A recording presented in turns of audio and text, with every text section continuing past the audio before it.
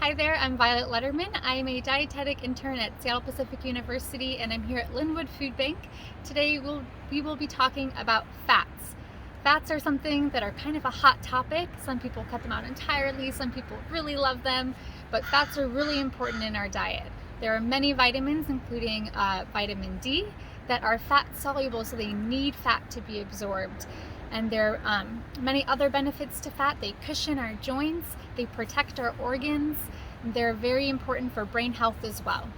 So adding fats into our diets is something that is really necessary, helps keep us full, but sometimes it can get a little confusing.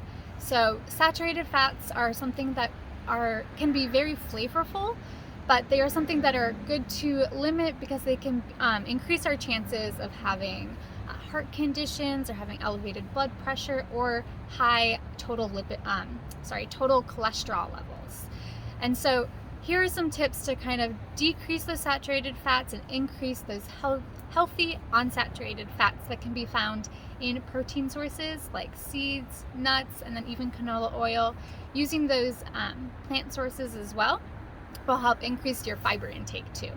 So one thing that you can do is if you're a fan of red meat, it is fine to have every once in a while, but an example of a good switch out is if you're looking for a tri-tip, instead of doing that tri-tip, you can use a tenderloin roast instead, and that actually can decrease the amount of fat up to 40% just by that simple switch of red meats.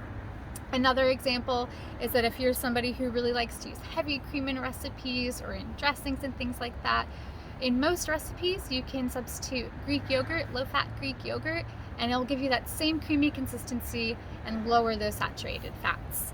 Another example is the classic of butter. So in some cases when you're using butter in cooking, you can substitute for canola oil, olive oil, one of those oils with more saturated fat and more unsaturated fat and less saturated fat. Another example is peanut butter. Peanut butter is really awesome, but if you're someone who likes to eat it every day and it's really tasty to you, sometimes variety can be key here. So one day you can have peanut butter and the next day you could have a sunflower seed butter, or just replacing with a handful of different kinds of nuts to mix up the kinds of fats that you're getting and decrease those saturated fats.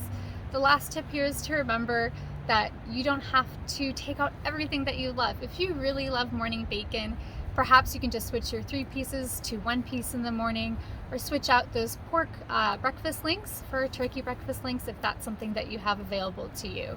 So trying to decrease your saturated fats doesn't always have to be total replacements, but decreasing how often and how much.